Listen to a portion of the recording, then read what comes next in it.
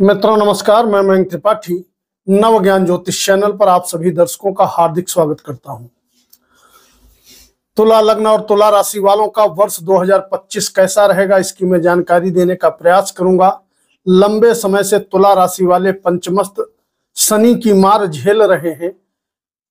काफी परेशानी में समय आपका गुजरा है पूरा 2024, लेकिन आने वाले 2025 में शनि और गुरु देवता ये दो ग्रह तुला लग्न और तुला राशि पर मेहरबान होने वाले हैं, सभी काम बनाने वाले हैं।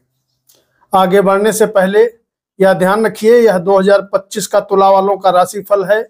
यह राशिफल आपके पास अगर लग्न कुंडली है तो यह गोचर लग्न पर लगा करके देखो, सटीकता ज्यादा मिलेगी। किंतु अगर लग्न कुंडली आपको नहीं पता है क्या होती है, आपके पास डेट ऑफ बर्थ वगैरह कुछ भी नहीं है, तो ऐसे में आप अपने प्रचलित नाम के अनुसार या चंद्र राशि के अनुसार देखिए, उसमें भी सटीकता मिलेगी। थोड़ा ध्यान रखिएगा, उपाय करने का प्रयत्न जरूर करिएगा। अगर आप उपाय करेंगे तो निश्चित तौर पे आपको प्रॉफिटेबल रिजल्ट मिलते हुए दिखाई पड़ेंगे। आपके कुंडली में शनि देवता छठे भाव में गोचर करने लगेंगे 29 मार्च से। बाकी गुरु देव ये भाग्य भाव पे आपके गोचर करने लगेंगे। भाग्य भाव के प्रबल कारक होते हैं, किसी भी तरीके से पीड़ित नहीं है। राहु और केतु ये दोनों ग्रह आपके पंचम भाव में और 11वें भाव में, यानी कि 11वें में केतु और पंचम में राहु का गोचर होने वाला है 2025 में। इन्हीं चार ग्रहों पर पूरा वार्षिक राशिफल टिका होता है, क्योंकि ये चार ग्रह ऐसे हैं जिसको शुभ फल दें उसको बहुत शुभ फल देते हैं। अगर ये चारों ग्रह अपोजिट हो जाएं, यानी कि इनका गोचर अगर जिस वर्ष में छठे, 8वें, 12वें हो जाए तो निश्चित तौर पे दिक्कतें उत्पन्न कर देते हैं।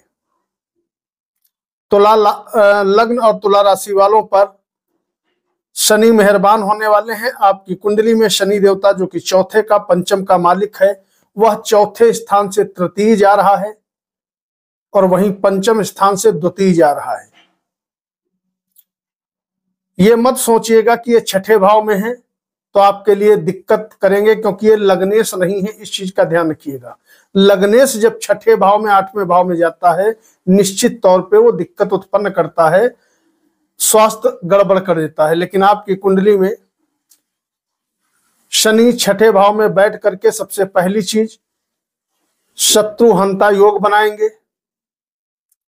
और कहीं ना कहीं आपको शत्रुओं से भी लाभ दिलाने का प्रयत्न करेंगे। अगर कोर्ट कचहरी वाद विवाद वगैरह आपका चल रहा है, दुश्मन आपके ज्यादा हैं, तो मान के चलिए यह समय आपका बहुत ही अच्छा बीतने वाला है। साथ ही साथ यात्राओं के लिए भी शनि का यहां पर गोचर बहुत ही ज्यादा सहायक होने वाला है। जो जातक यात्रा करना चाहते हैं, देश विदेश जाना चाहते हैं, तो आने वाले समय में शनि देव की कृपा से यह कामना आपकी निश्चित तौर पे 2025 में पूरी होते हुए दिखाई पड़ेगी। उधर गुरुदेव बृहस्पति की जो दृष्टियां हैं, ये आपको काफी फायदा पहुंचाने वाली हैं। लग्न पर दृष्टि होने से कहीं ना कहीं सोच आपकी सात्विक होगी। हालांकि आपकी कुंडली में ये पूर्णतः अकारक होते हैं, तीसरे के स्वामी और छठे के स्वामी होते हैं, लेकिन कारक स्थान पर बैठे हैं, भाग्य भाव के प्रबल कारक हैं गुरुदेव बृहस्पति, तो इनका भी लाभ आपको मिलता हुआ दिखाई पड़ेगा। इनकी दृष्टि पराक्रम भाव पर पड़ने से वर्ष पर्यंत आपका पराक्रम बढ़ा हुआ दिखाई पड़ेगा। छोटे भाई बंधुओं का बढ़िया सहयोग मिलेगा। मित्र, नौकर चाकर, ये सब आपका सपोर्ट करेंगे अगर आपके नौकर चाकर हैं तो। इसके अलावा नवम दृष्टि पंचम भाव पे जाएगी, तो कहीं ना कहीं ये विद्यार्थियों के लिए सहायक सिद्ध होगी।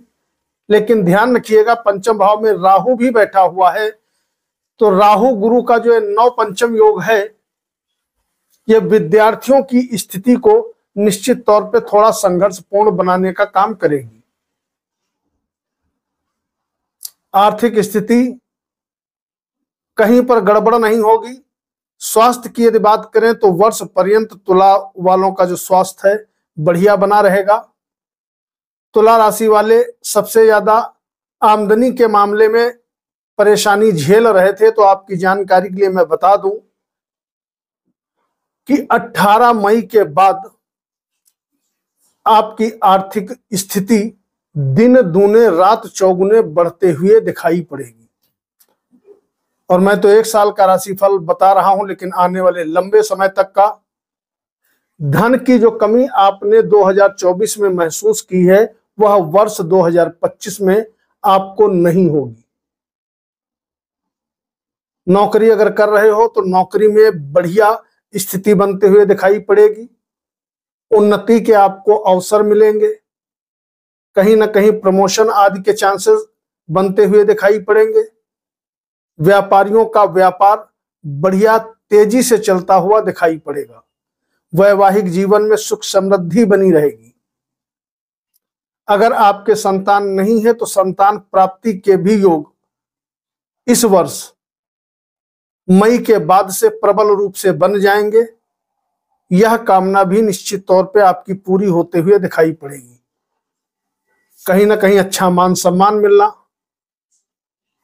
बॉस उच्च अधिकारियों का सहयोग मिलना, यात्राओं से लाभ मिलना, ये सभी प्रकार के लाभ आपको मिलेंगे। लेकिन एक माइनस पॉइंट जरूर दिखाई पड़ रहा है। पंचम भाव में चूंकि राहु बैठा है और वर्ष पर्यंत बैठा रहेगा, तो प्रेमी जोड़ों के लिए बहुत अच्छी स्थिति दिखाई नहीं पड़ रही है। प्रेम में बहुत बढ़िया आपको सफलता हो सकता है न मिले, इस चीज का ध्यान रखिएगा। बाकी सभी क्षेत्रों में स्थितियां आपके अनुकूल बनी रहेंगी और इस वर्ष का सबसे बढ़िया उपाय आपके लिए 2 रहने वाले हैं। एक तो एक शनिवार शनि मंदिर में जा करके एक 2 मुखी या 4 मुखी दीपक जलाइए। 4 मुखी दीपक का मतलब है कि एक दीपक लीजिए, उसमें क्रॉस करके बत्ती डाल दीजिए, चारों सिरे जला दीजिए। सरसों के तेल का दीपक जलाना है और सूर्यास्त के बाद जलाना है। और दूसरा, अपने लग्नेश यानी कि ओम शुम शुक्राय नमः या ओम शुक्राय नमः इस मंत्र का कम से कम 51 बार वर्ष पर्यंत आप जप जरूर करिए। अगर आप जप करते हैं तो आपके अंदर सकारात्मकता और भी ज्यादा बढ़ते हुए दिखाई पड़ेगी। सभी काम आपके सुगमता से बनते हुए चले जाएंगे। आने वाला समय आपको नई नई अपॉर्चुनिटीज सभी क्षेत्रों में प्रोवाइड कराएगा। जितनी परेशानी आपने पिछले साल झेली है यानी कि 2024 में झेली है, ये आपको नहीं झेलनी पड़ेगी। उन्नति आपकी होती रहेगी। वीडियो को लाइक करके कमेंट बॉक्स में अपने इष्ट देवता का नाम लिखना मत भूलिएगा। मयंक त्रिपाठी को अनुमति दीजिए। कल मिलते हैं। नमस्कार।